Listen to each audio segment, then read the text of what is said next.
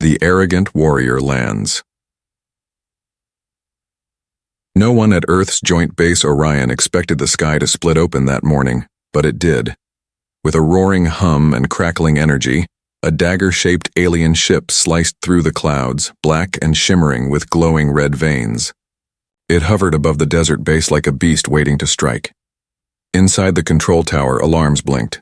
Outside, human soldiers gathered, their eyes fixed on the craft, weapons lowered, but hands tense.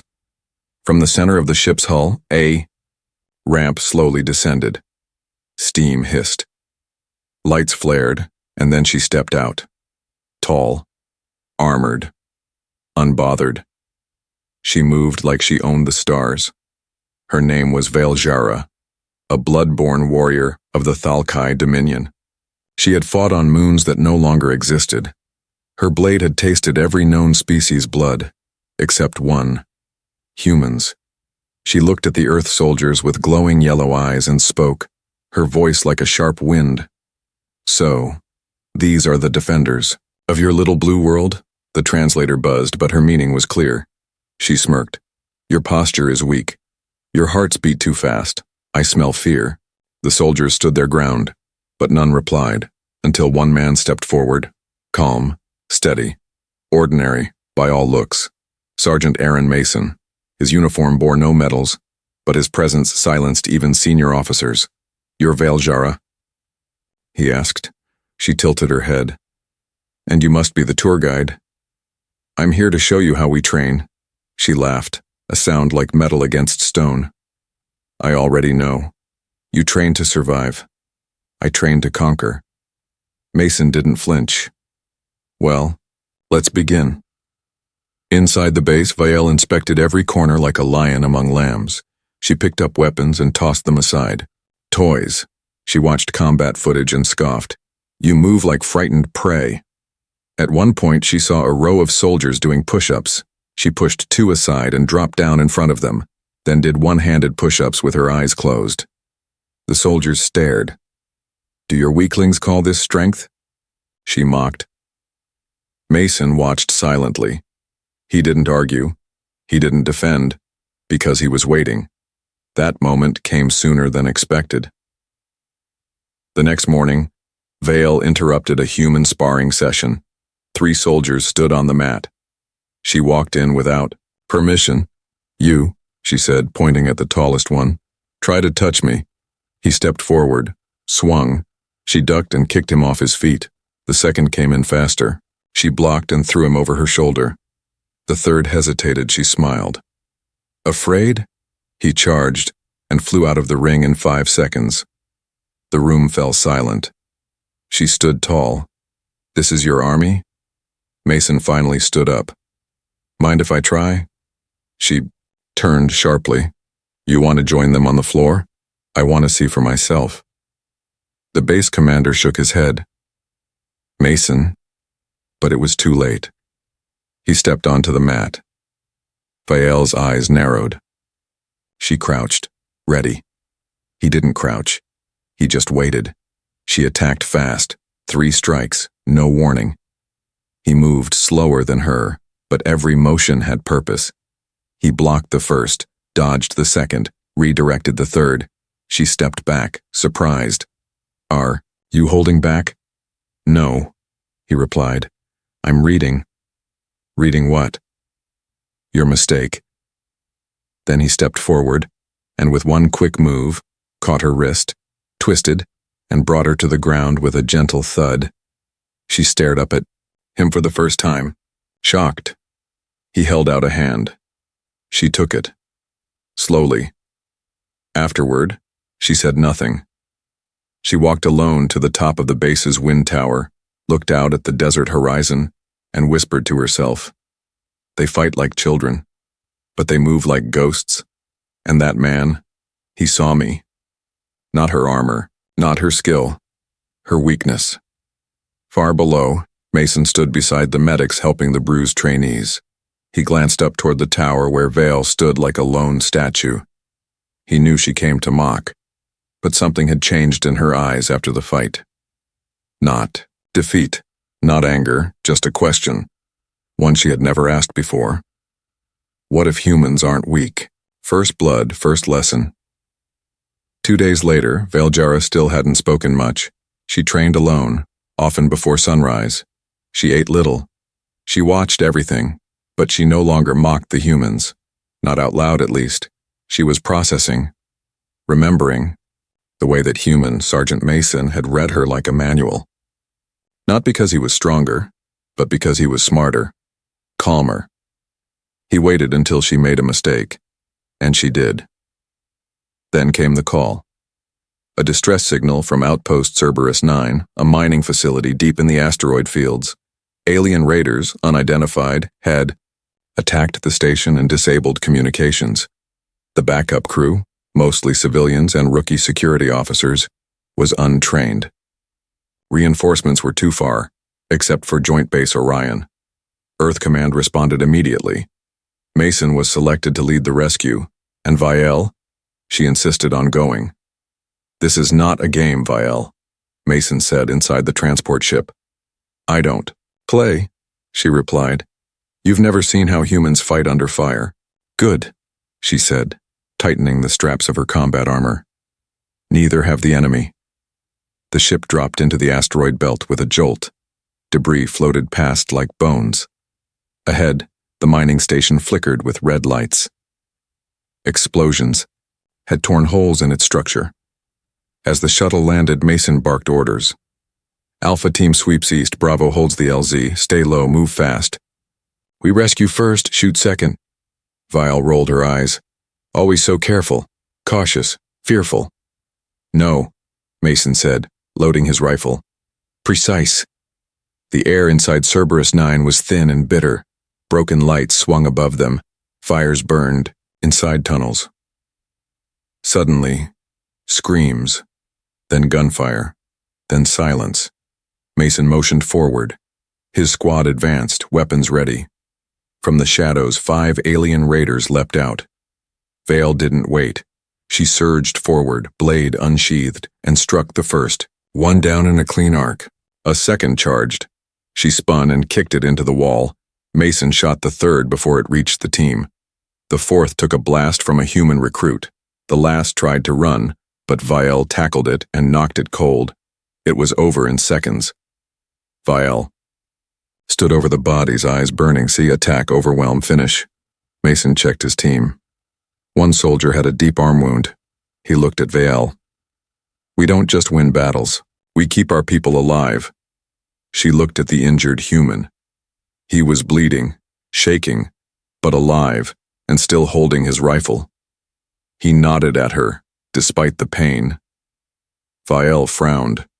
She didn't understand. Later, they reached a sealed room.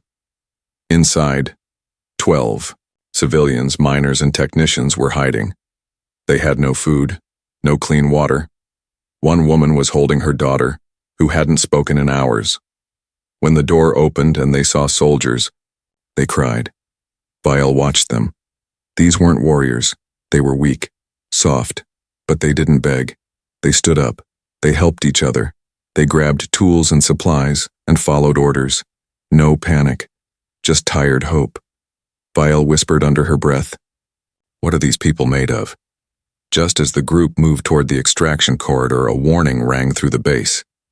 "Reinforcements incoming. Enemy shuttle approaching. Trapped." Mason turned to his squad. "We make a stand here, protect the civilians." He turned to Vielle. "You with us?" She didn't answer right away. Then she nodded once. "I'll fight beside you." Mason smiled. Good. The next 30 minutes were fire and fury. Enemy soldiers stormed the corridor. Humans returned fire with deadly precision.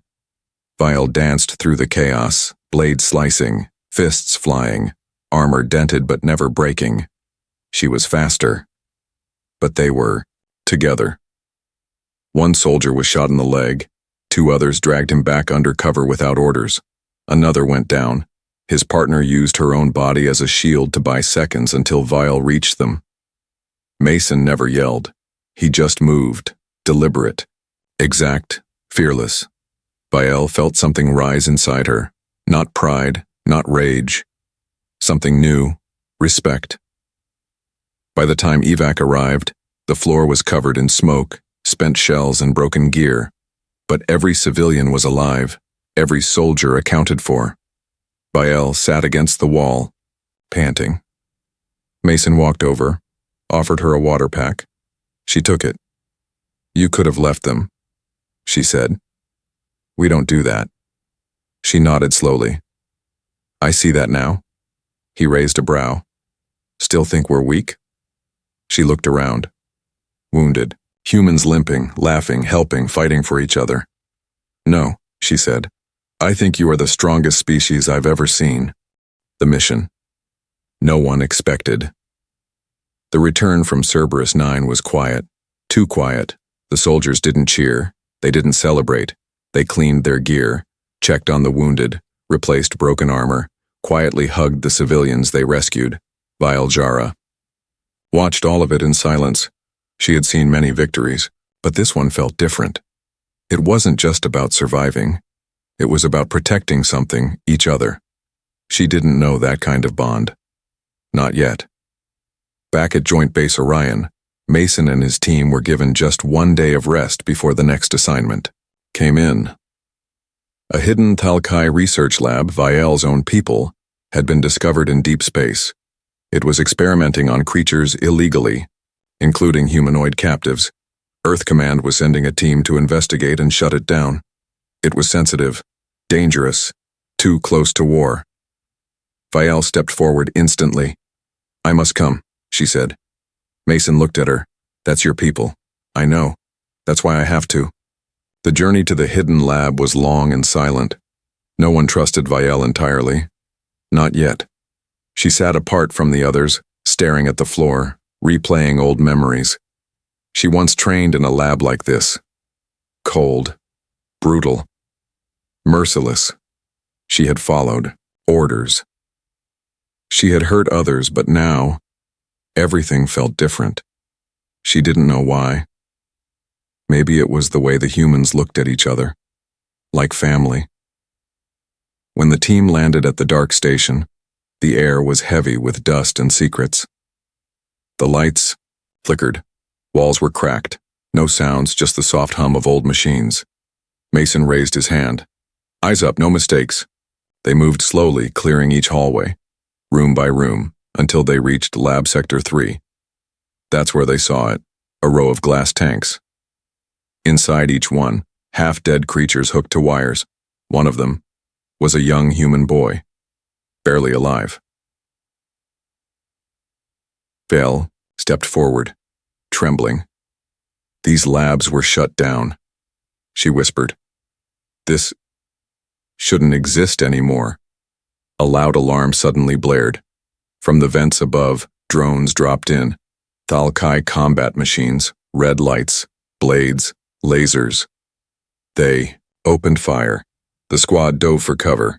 Vial moved faster than anyone, slicing the first drone mid-air. "Protect the boy," Mason shouted. More drones came, too many. Mason signaled a retreat, but one soldier, Private Lara, was hit. She fell, her leg crushed under fallen steel. "Go," she cried. "Leave me." Mason hesitated. Then Vial, the alien warrior who once mocked them, ran to her. With her bare arms, she lifted the steel and pulled Lara free. "You leave no one," Vial growled. "Not on my watch." They fought their way out, bleeding, burning, exhausted. When the evac ship finally docked, the boy was safe. Lara was alive and Vial was changed. Back at the base, doctors treated wounds, but Mason approached Vial quietly. "You okay?" Vial didn't answer. Then she finally said, "I trained in labs like that. I thought strength meant controlling others." Mason looked her in the eyes. "What do you think now?" She looked around at the recovering soldiers. "I think strength is keeping others safe, even when it hurts." He nodded. "Then you're learning what it means to be human." She smiled. Just a little. That night, Vial didn't sleep. She stood at the edge of the training yard watching the stars. One of the young recruits passed by and saluted her, not mockingly, not in fear, with respect. Fael didn't return the salute. She did something else. She nodded. Not as a warrior of the Thalkai Empire, but as one of them. Bonds forged in battle. The training yard was quiet before sunrise. Most soldiers were still asleep. But Vael Jara stood in the center alone, eyes closed, breathing slow. She wasn't training for a fight, she was thinking. Remembering. The boy in the tank. Private Lara's scream. Her own hands lifting the steel beam. Her people never did that. Never risked themselves for another. But these humans, they called it duty. Loyalty. Bond. Morning. She turned. It was Private Diaz.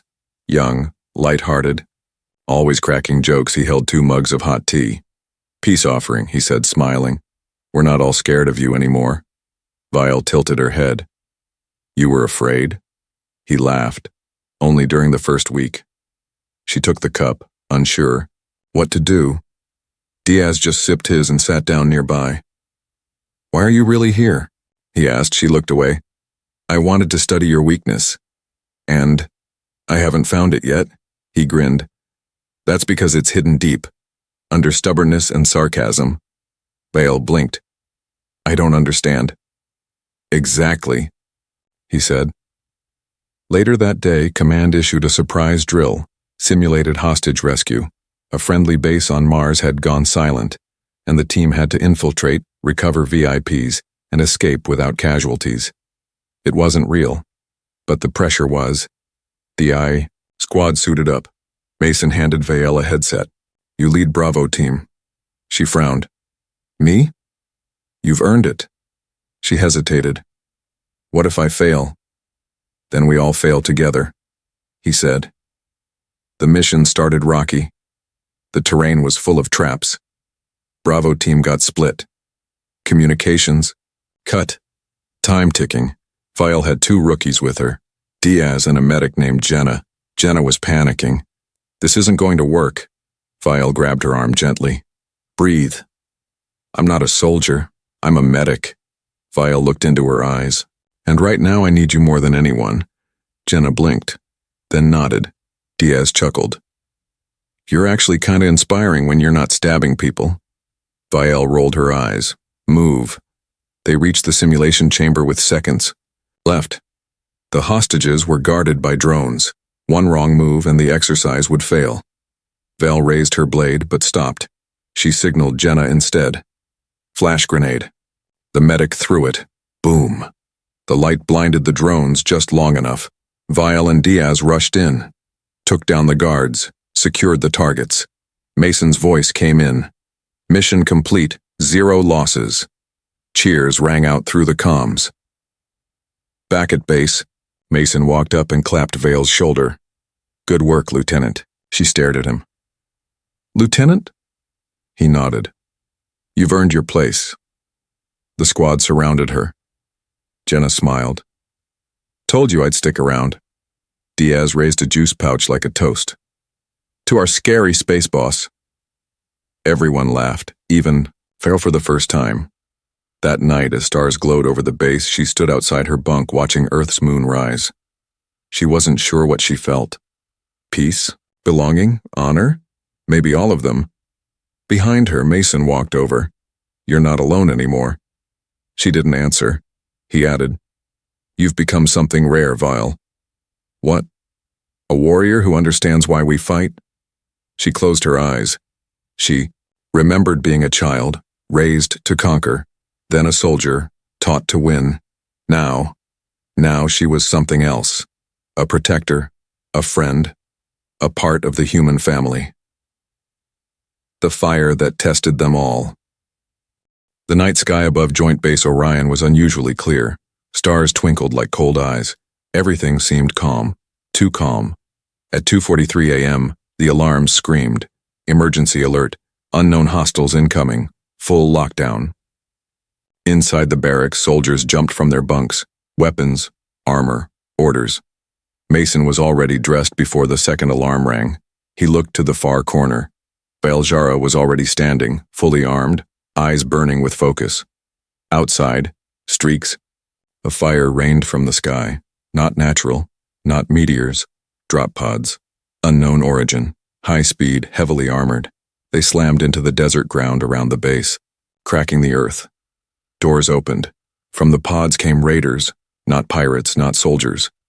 These were killers covered in bone armor, eyes glowing red, and leading them, a massive alien warrior nearly 8 feet tall. Mason cursed. That's a bloodsworn. They're suicide fighters. Vale's face went pale. And they never stop. Battle erupted. Gunfire, screams, explosions. It was chaos. Vale and Mason fought side by side, again and again. Vale's blade was drenched in enemy blood. Mason's orders kept soldiers alive. But then, everything changed. One of the drop pods smashed into the medical wing. Inside were civilians and medics, including Jenna. She sent a distress call. East wing collapsing. We're trapped. I repeat, we're static. Mason turned to Vale. We go now, she nodded. I'll lead. The hallway was full of fire and smoke. Fallen beams, broken lights, enemy raiders breaking through. Vale charged ahead, slicing fast and hard. Mason covered her, one shot at a time. Together, they reached the medical wing. Jenna was trying to pull a nurse from under the rubble. 2 raiders spotted her, raised their weapons. Vale didn't think. She jumped in front, took 2 hits to the armor. Pain exploded in her side, but she didn't fall. She roared, swung, and brought both attackers down. Jenna stared. You're bleeding, Vale grunted. So fix me later. They rescued everyone, but as they exited the wing, the bloodsworn warrior appeared. He blocked the exit. Massive, growling, blade glowing. Everyone froze. Mason stepped forward. Go, I'll hold him. Vale grabbed his shoulder. No, I have to. Then we both do. The fight was brutal. The bloodsworn swung a massive axe, breaking concrete. Vale dodged. Mason fired, Vale struck. Mason flanked. But the warrior kept coming. Until Mason was knocked to the ground, dazed. The axe rose. Vale screamed and threw herself forward. Steel met flesh. She plunged her blade deep into the bloodsworn's throat. It choked, twitched, fell, dead. Mason opened his eyes slowly. Vale stood over him, bleeding badly, swaying. You okay? She asked. Are you? He groaned. She smiled weakly. Ask me later. Hours later, the attack was over. The enemy was gone. But the damage was great. 30 wounded. 2 dead. But they saved the base. Mason stood outside the med bay, watching through the glass. Vale was inside, covered in bandages, bruised, but alive. Jenna stood beside her, holding her hand. Not as a patient, but as a sister. Command gave Vale a medal. She didn't attend the ceremony. Instead, she visited the graves of the fallen, planted a blade in the ground, and whispered something in her own language. Mason found her there. You didn't have to fight, she looked at him. I didn't, but we did. He nodded. Your people will hear of this, she added. And mine, Mason said. That night, stars above the base seemed closer, brighter. Vale stood in her new quarters, not as a guest, not as a stranger, but as a soldier of Earth. And as she looked at the human emblem on her armor, she felt something she had never felt before, pride. When the Queen calls her back. 3 days after the attack, a strange ship hovered above Earth's orbit. It did not come with weapons. It did not speak in threats. It carried a message, a direct summons from Queen Thalrian, ruler of the Thalkai Empire. She called for Valjara by name, and the message was clear. Return at once. You will explain yourself. You will answer for your choices. Inside Joint Base Orion, the atmosphere was tense. Mason stared at the screen, arms crossed. Vale stood beside him, silent. You don't have to go, he said. Yes, I do, she replied. It's a trap. Maybe, but I left without permission. I broke protocol. I bled for humans. They want answers.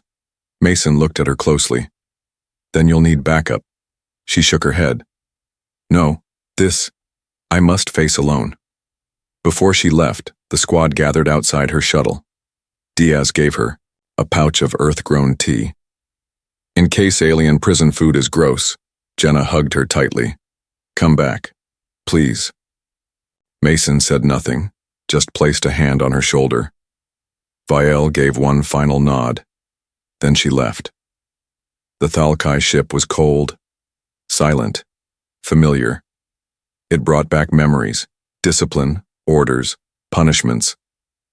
When she arrived at the imperial court, soldiers lined the walls. None smiled, none moved.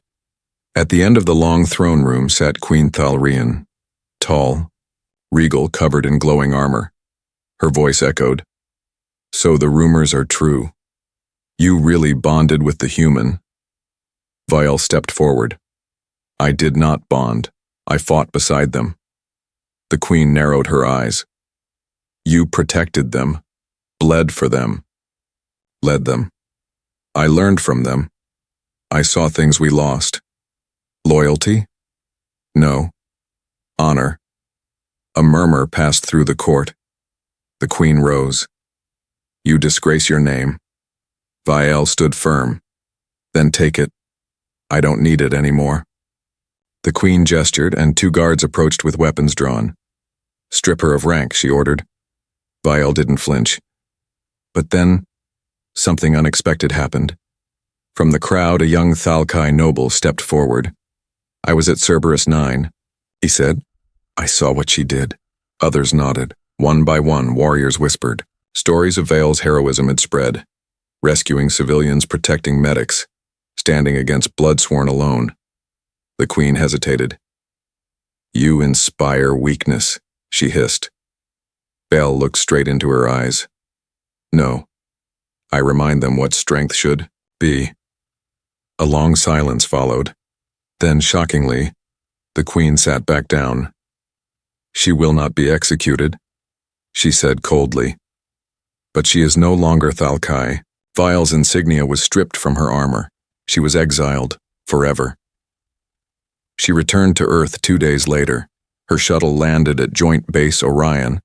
Before the hatch fully opened, Mason and the squad were already there. No words were needed. Jenna hugged her again. Diaz handed her tea again. And Mason, he handed her a new badge. Earth Defense Alliance, Lieutenant Valjara. You're one of us now, he said. She looked down at the symbol, a human star, on her chest, not as a spy, not as an outsider, but as family. That night under Earth's twin moons, she trained again in the yard, alone at first. Then others joined. Jenna, Diaz, the rookies, and finally, Mason. They sparred, they laughed, and when the stars above shimmered, Vielle whispered to herself, they took my name but gave me something greater. A human, a blade, and a promise. 6 months later, the galaxy stood on the edge of war. A rogue alliance of warlords and exiles calling themselves the Crimson Fang attacked civilian outposts, both human and alien. They burned cities, took slaves, left chaos behind. But they made one mistake. They attacked a joint colony where humans and former Thalkai lived in peace. The Earth Defense Alliance responded immediately. So did former Thalkai rebels. And leading them? Valjara. She wore no insignia from the Empire, only her Earth badge. Her blade was human-forged. Her armor was a mix of both cultures. But her voice, calm, sharp, firm, belonged to a true leader. As the fleet gathered, Mason approached her on the command deck. You ready? Vielle nodded. I was born for war, but I chose this battle. He smiled. Then let's give them something to remember. The battle above the twin moons. Avela was the largest in decades. Hundreds of ships, thousands of soldiers. Explosions lit the void like fireworks. In the middle of it all, Vielle's dropship sliced through enemy fire and landed near the Crimson Fang's command outpost. Her team hit the ground running. Diaz laid covering fire. Jenna helped wounded soldiers. Mason and Vial fought side by side. Blades, bullets, smoke, screams. Enemy forces were brutal, but the alliance was stronger because they had each other's backs. Then came the final showdown. The enemy warlord, General Shakar, stood tall, in powered armor. His voice echoed, "You, alien traitor, why fight for the weak?" Vial stepped forward. "No species is weak when they fight for one another." He laughed. "You've forgotten who you are." She raised her blade. "No, I've become who I was meant to be." Their duel was fierce. Steel clashed, energy pulsed, blades sparked. But Vial remembered every lesson Mason had taught her: balance, precision, timing. And in a final move, she dodged low, spun behind him, and drove her blade into the gap in his armor. Shakar fell, roaring in disbelief. The Crimson Fang fled. Victory. But the cost was heavy. Jenna was wounded. 3 soldiers died, and Mason had a fractured arm but smiled anyway. "Still standing," he joked. Vial nodded. Barely. They laughed, even through the pain. A month later, the Galactic Peace Council held a public ceremony. Vial was invited, not as a guest, but as a symbol. The hall was packed. Humans. Thalkai. Dozens of species. The Queen of Thalkai was there too, silent, watching from a distant seat. When Vial stepped onto the stage, the entire hall stood. She didn't speak long. She didn't need to. Only these words. "I was born in a place where loyalty was forced. I found a world where it was chosen. I used to mock humans. Now I call them my family. And I promise, anyone who harms that family will face me." The galaxy watched and remembered, because in that moment of an alien warrior once full of pride, now stood with honor, not as Thalkai, not as human, but as a bridge between worlds. Back at Joint Base Orion, Vial and Mason stood watching the sun rise. "Didn't think it'd end like this," Mason said. "It hasn't ended," she replied. "It's just beginning." He smirked. "You thinking of command?" "No," she said. "I'm thinking of teaching." He blinked. "Really?" She smiled. "These new recruits, they'll need someone who understands both worlds." He nodded. "Then there's no one better." As the sun rose over Earth and stars glittered in the sky above, a new era began. And it started with a warrior, a human, a blade, and a promise.